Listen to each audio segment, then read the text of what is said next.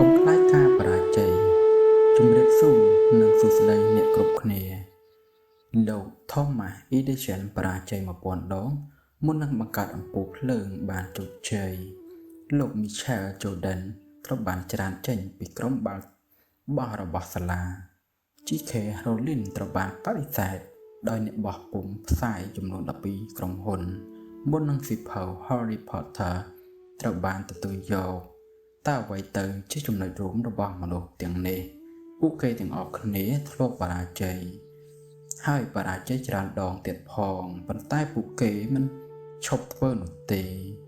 ឃ្លាមមួយដែលខ្ញុំចង់ចែកម្លែកជាមួយអ្នកគ្រប់គ្នានៅថ្ងៃនេះគឺបើអ្នកមិនខ្លាំងគ្មានអ្នកណាមកជួយអ្នកទេនេះមិនមែនមានន័យថាអ្នកត្រូវតែធ្វើអ្វីៗគ្រប់យ៉ាងតែម្នាក់ឯងដោយគ្មានកំហុសនោះទេផ្ទុយទៅវិញ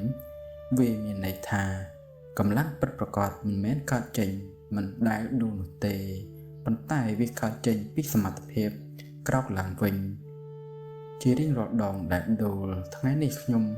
ចង់ជួយផ្លាស់ប្ដូរទំនាក់ទំនងរបស់អ្នកជាមួយនឹងការបរាជ័យពីសត្រូវដែលត្រូវតែជៀសវាងទៅជាគ្រូបង្រៀនដ៏មានតម្លៃបំផុតនៅក្នុងជីវិត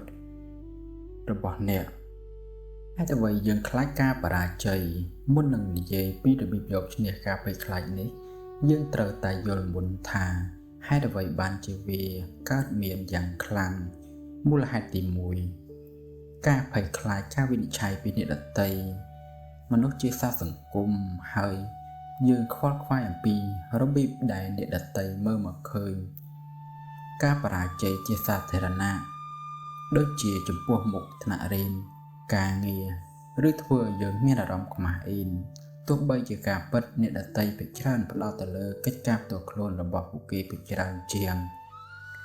ការចងចាំកំហុសរបស់អ្នកដទៃទៀតមូលហេតុទី2ការចាត់ទុកបរាជ័យជាការឆ្លុះបញ្ចាំងពីតម្លៃខ្លួនឯងមនុស្សភាគច្រើនយល់ច្រឡំរវាងខ្ញុំបានបរាជ័យនៅក្នុងកិច្ចការនេះជាមួយខ្ញុំជាមនុស្សបរាជ័យការគិតបែបនេះធ្វើឲ្យ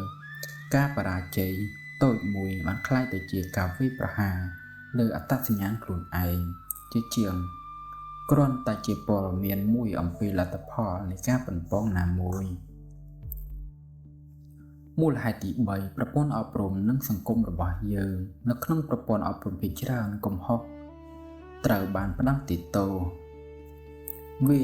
ជាជាងចាត់ទុកជាឱកាសរៀនសូត្រវប្បធម៌បែបនេះបណ្ដុះបណ្ដាលឲ្យយើងភ័យខ្លាចការប៉ុនប៉ងជាជាងភ័យខ្លាចលទ្ធផលមិនល្អផ្ទាល់មូលហេតុទី4ការប្រៀបធៀបខ្លួនឯងជាមួយអ្នកដទៃបណ្ដាញសង្គមធ្វើឲ្យយើងឃើញផ្នែកបរាជ័យរបស់អ្នកដទៃដោយមិនឃើញការតស៊ូការបរាជ័យដែលពួកគេធ្លាប់ជួបប្រទះនេះបង្កើតការយល់ច្រឡំថាអ្នកដទៃជោគជ័យដោយងាយខណៈពេលដែលយើងម្នាក់ឯងដែលកំពុងតែតស៊ូ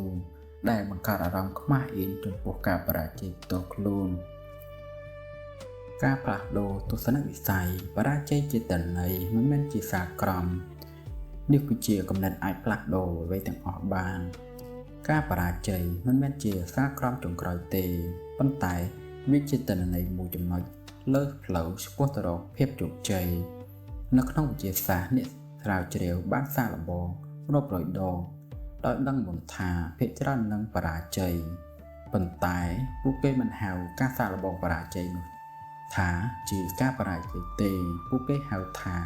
ជាទិន្នន័យដែលប្រាប់ថាវិធីមួយណាដែលអាចដំណើរការនិងនាំពួកគេទៅរកវិធីដែលដំណើរការជាងមុន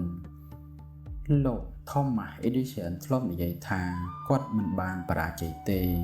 គាត់គ្រាន់តែរកឃើញវិធីរាប់ពាន់ដងដែលមិនដំណើរការតែប៉ុណ្ណោះនេះគឺជាឧទាហរណ៍ដ៏ល្អមួយនៃការផ្លាស់ប្ដូរទស្សនវិស័យនេះនៅពេលដែលអ្នកចាប់ផ្ដើមមើលការបរាជ័យជាព័ត៌មានប្រយោជន៍ជាជាងសញ្ញាបញ្ជាក់ថាអ្នកមិនអាចល្អគ្រប់គ្រាន់នោះទេការភ័យខ្លាចរបស់អ្នកចំពោះវានឹងចាប់ផ្ដើមថយចុះវិធីសាស្ត្រ5ដើម្បីយកឈ្នះការភ័យខ្លាចការបរាជ័យវិធីសាស្ត្រទី1 កំណត់ឡើងវិញនៅអត្ថន័យពាក្យថាបរាជ័យជំនួសឲ្យការសួរខ្លួនឯងថាតើខ្ញុំនឹងបរាជ័យទេសូមសួរថាតើខ្ញុំនឹងរៀនអ្វីពីបទពិសោធន៍នេះការផ្លាស់ប្ដូរសំណួរតូចមួយនេះផ្លាស់ប្ដូររបៀបគូក្បាលចូលទៅចិត្តកិច្ចការទាំងមូលពីការការពារខ្លួនទៅជាការស្វែងយល់វិធីសាស្ត្រទី2ចាប់ដើមតូចដើម្បីកាត់បន្ថយហានិភ័យ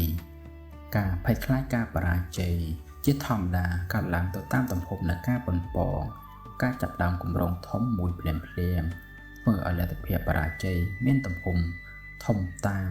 ដែលបង្កើនការភ័យខ្លាចផ្ទុយទៅវិញសូមបំបែកគោលដៅធំទៅជាគោលដៅតូចដែលនីមួយៗមានហានិភ័យទាបជាងការប៉ុនប៉ងនិងបរាជ័យលើកដំបូងมันគួរឲ្យខ្លាចដោយការបរាជ័យលើគម្រោងធំទាំងមូលទេប៉ុន្តែនៅតែផ្ដល់ការរៀនសូត្រដូចគ្នាជាឧទាហរណ៍ជំនួសឲ្យការចាប់ផ្ដើមអាជីវកម្មធំមួយភ្លាមដែលអាចនាំឲ្យខាតបង់ធនធានច្រើនសូមសាកល្បងគំនិតអាជីវកម្មទៅលើទំហំតូចជាមុនសិនដូចជាការលក់ផលិតផលចំនួនតូចមួយដើម្បីវាស់ស្ទង់ទីផ្សារមុននឹងវិនិយោគច្រើនវិធីសាស្ត្រទី3ព័ត៌មានអំពីអ្នកជោគជ័យភាគច្រើនធ្លាប់បរាជ័យការស្រាវជ្រាវពីជីវប្រវត្តិរបស់មនុស្សជោគជ័យបង្ហាញលំនាំដដែលស្ទើរតែគ្រប់រូបធ្លាប់បរាជ័យធំមុននឹងសម្រេចបានភាពជោគជ័យការដឹងថាការបរាជ័យជាផ្នែកមួយធម្មតានៃដំណើរឆ្ពោះទៅរកភាពជោគជ័យជួយកាត់បន្ថយអារម្មណ៍ថាខ្លួនឯងខុសប្រក្រតីនៅពេលជួបប្រទះវាវិធីសាស្ត្រទី4ផ្ដោតទៅលើកិច្ចការខំប្រឹងប្រែងមិនមែនត្រឹមតែលទ្ធផលការស្រាវជ្រាវផ្លូវចិត្តវិទ្យាបង្ហាញថាការសរសើរការវាយតម្លៃខ្លួនឯងផ្អែកទៅលើការខិតខំប្រឹងប្រែងជាជាងលទ្ធផលចុងក្រោយជួយបង្កើនភាពធន់ចំពោះការបរាជ័យនេះជាមូលដ្ឋាននៃទ្រឹស្ដី Growth Mindset របស់លោកសាស្ត្រាចារ្យ Carol Dweck នៅពេលដែលអ្នកវាយតម្លៃខ្លួនឯងលើមូលដ្ឋាននៃការបន្តនិងការខិតខំប្រឹងប្រែងជាជាងលទ្ធផលតែអាចគ្រប់គ្រងបានតែផ្នែកខ្លះតែប៉ុណ្ណោះ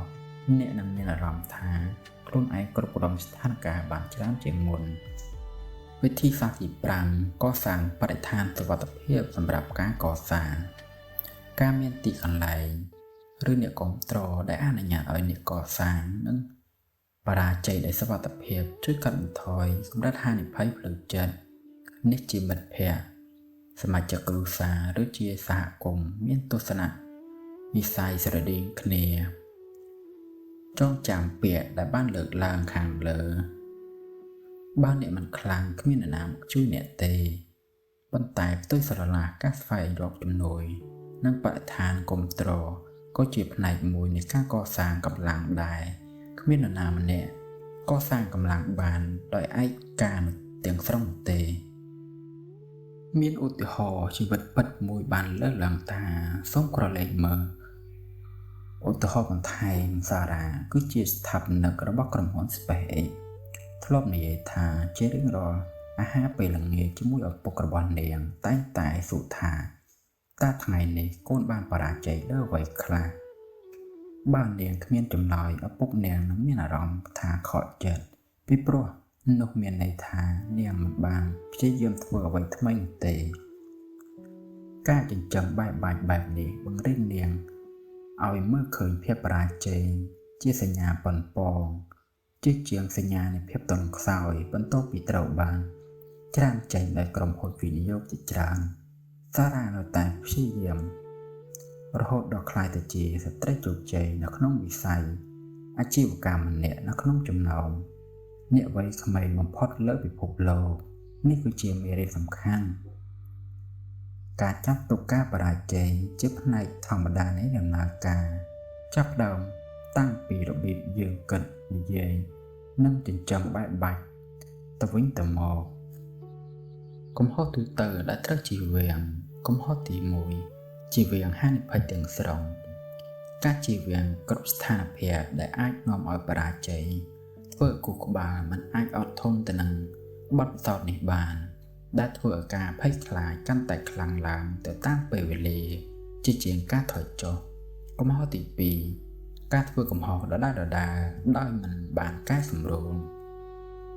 ការទទួលយកបរាជ័យដោយមិនបានវិភាគមូលហេតុឬការសម្រួលវិធីសាស្ត្រធ្វើឲ្យខាត់បង់ឱកាសរៀនសូត្រដ៏មានតម្លៃសូមធានាថារាល់បរាជ័យនីមួយៗនាំមកនូវការវិភាគនិងការកែសម្រួលសម្រាប់ថ្ងៃក្រោយសេចក្តីសន្និដ្ឋានសូមសង្ខេបចំណុចសំខាន់ការភ័យខ្លាចបរាជ័យជារឿងធម្មជាតិប៉ុន្តែវាកើតចេញពីការភ័យខ្លាចវិនិច្ឆ័យនិងការភ្ជាប់បរាជ័យជាមួយនឹងតម្លៃខ្លួនឯងការបរាជ័យពិតជាតនន័យមួយចំណុចនៅលើផ្លូវមិនមែនជាសារក្រមចង្ក្រឹងទេវិធីសាស្ត្រ5កំណត់ឡើងវិញនៅអត្ថន័យចាប់ដើមតូចដេញពីអ្នកជោគជ័យផ្ដោតទៅលើការខិតខំប្រឹងប្រែងនិងកសាងបរិយាកាសសុវត្ថិភាពអាចជួយឲ្យអ្នកផ្លាស់ប្ដូរទំនាក់ទំនងជាមួយបរាជ័យសូមចងចាំថាកម្លាំងពិតប្រាកដមិនមែនកើតចេញពីការមិនដួលនោះទេប៉ុន្តែកើតចេញពីការក្រោកឡើងវិញជារាល់ដងដែលដួលបានអ្នកចាប់ផ្ដើមព្យាយាមអ្នកនឹងមិនដែលដឹងថាអ្នកខ្លាំងប៉ុណ្ណាទេថ្ងៃនេះសូមជ្រើសរើសការមួយដែលអ្នកធ្លាប់ជៀសវាងពីព្រោះខ្លាចប្រការបរាជ័យហើយចាប់ផ្ដើមប៉ុនប៉ងវាជាជំហានតូចចាប់ផ្ដើមនោះសំខាន់ជាងលទ្ធផលចុងក្រោយទៅទៀតសូមអរគុណសម្រាប់ការស្ដាប់តាំងពីដើមរហូតដល់ចប់ប្រសិនបើអ្នកទាំងអស់គ្នាគិតថាវីដេអូនេះមានប្រយោជន៍សូមចុចសញ្ញា Share ហើយនិង Comment ហើយនិងពាក្យថា Subscribe ខាងក្រោមសូមអរគុណ